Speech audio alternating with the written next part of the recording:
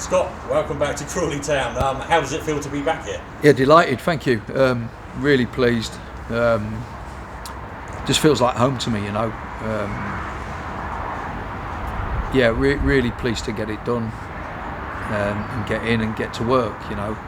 Like I say, it feels like home to me. I know the affiliation I've got with fans here and obviously the backroom staff,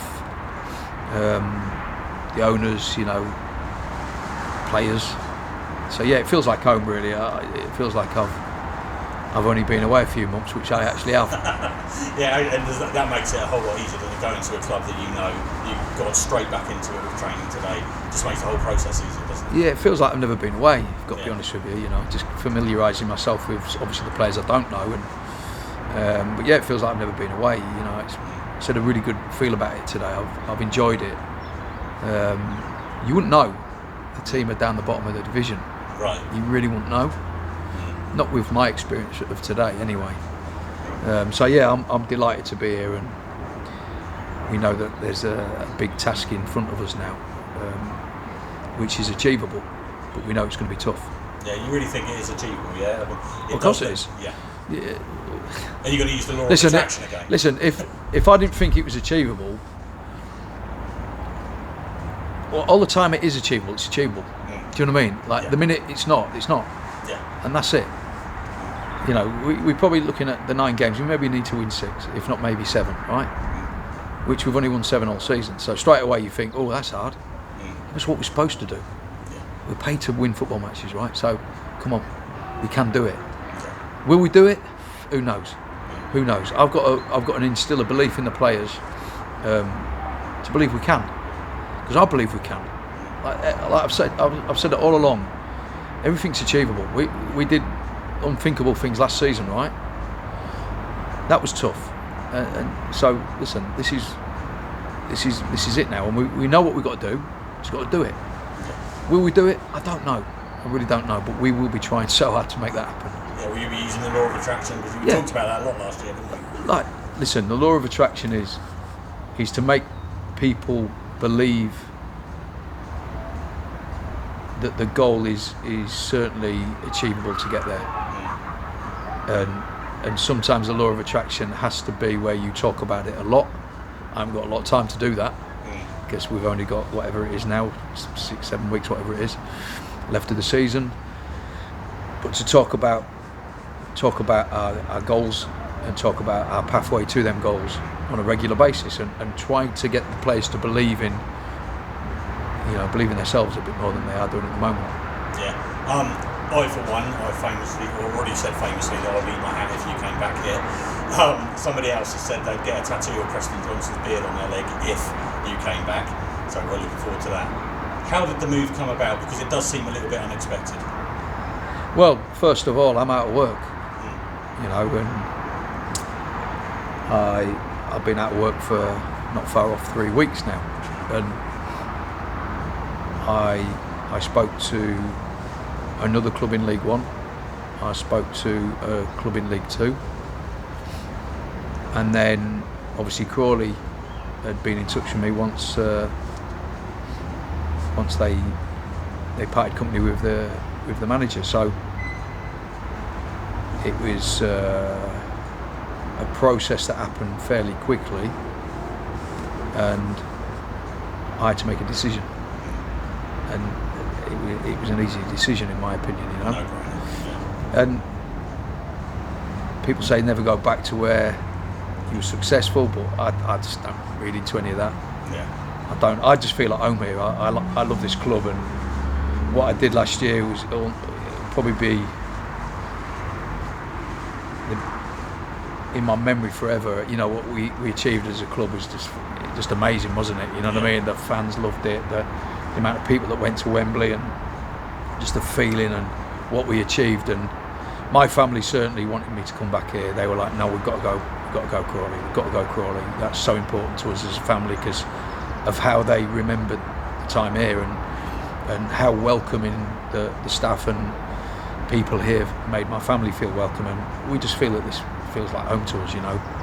So yeah, I did have kind of other offers, but yeah, it just feels right, you know. Yeah. The reaction has been incredible, really positive from the fans. Obviously, you've seen words like Messiah's coming back, I could cry, we're staying up now, etc.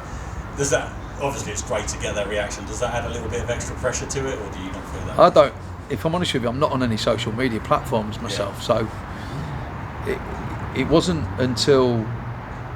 actually officially all agreed until probably gone past 9 o'clock last night, if I'm honest with you.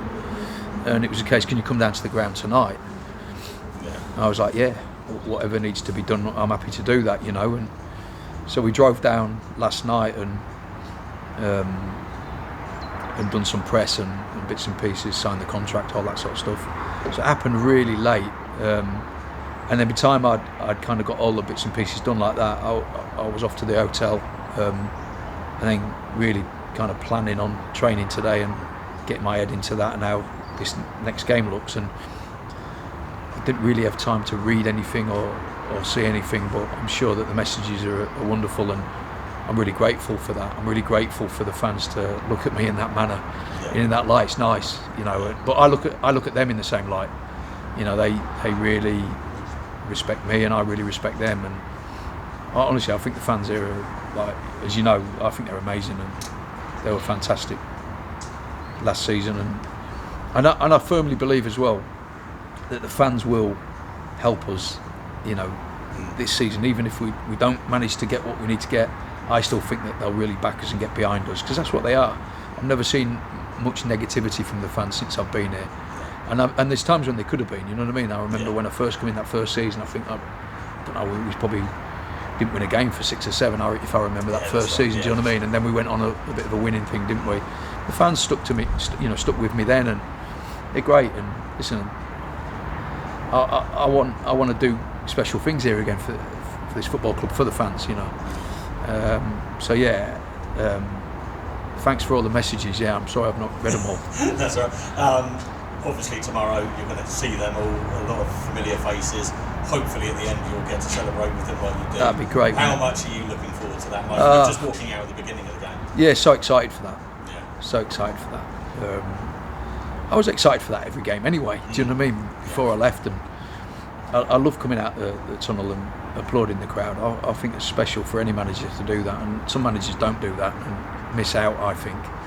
I think they do miss out by not doing it, and I enjoy doing that. The fans are great, and I understand how hard it is to live nowadays with food shopping and bills and stuff like that, and to pay to watch your team home and away, up and down the country, and to spend money through the turnstiles to watch the team play. I think special anyway. I think it's special people to do that.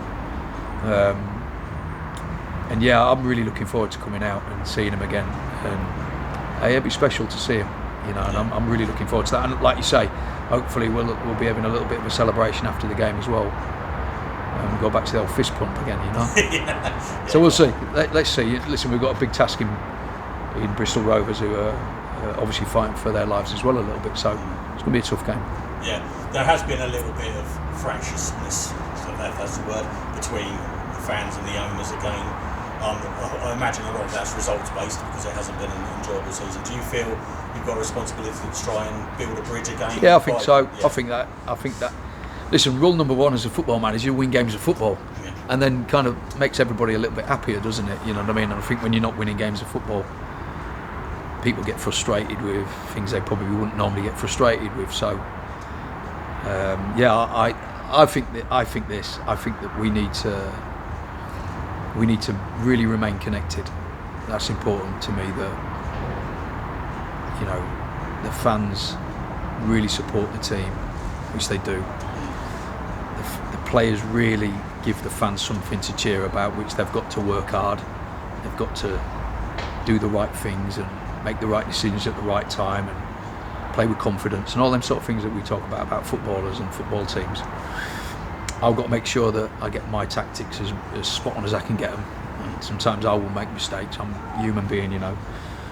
We stay connected, and the owners are part of that. You know what I mean? They're a big part of that. And so we need to bring everybody together, or I have to. And it's, listen, let me say this to you. Last year, when we won promotion, it felt like a connected club, right? Yeah. didn't it? Yeah, it really does. And didn't that feel great? Yeah. Do you know what I mean? So let's try that again. Yeah. Because it doesn't feel great when the fans are having a go at the owners and so on and so forth, and the players are not performing, and this is wrong and that's wrong. It doesn't feel great. So it's important that we draw the strings in and bring it all back to how it was last year. That can happen really easily when you're winning games of football, obviously. Do you know what I mean? Yeah. Everyone becomes happy because of that. That might not be the case at the moment. Do you know what I mean? Because of where we are, I need to make sure that we do that. Obviously, will we do it remains to be seen. But it's important that we, like I say, draw the strings in and really try and become one team again. That's why we became so successful last year. I felt, in all my years of being in football, which is pretty much all my life, this is probably the first time I've known a club to be really together. Really together. Like I felt that last year. It's important we get back to that quickly. Yeah. And talking to the players, I saw a great video of you hugging Jeremy Kelly this morning when you met up again.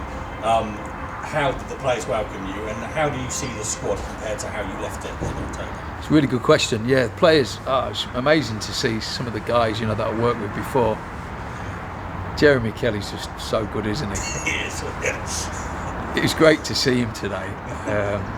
Listen, some of them players who played for me last year are fantastic, and they have carried on that as well. I know probably not got the results that maybe a lot of the games would have probably given them had they played in a successful season. I think that there's still been good performances still from what I've seen. I think that there's been a lack of belief probably. But yeah, great to see the guys, and great to see the new players and meet the new players as well. I think that's important that I build relationships with them really quickly. How do I see the squad from when I left? I think stronger now than probably when I left, if the truth be known. I think there's some good players. I think some really good players.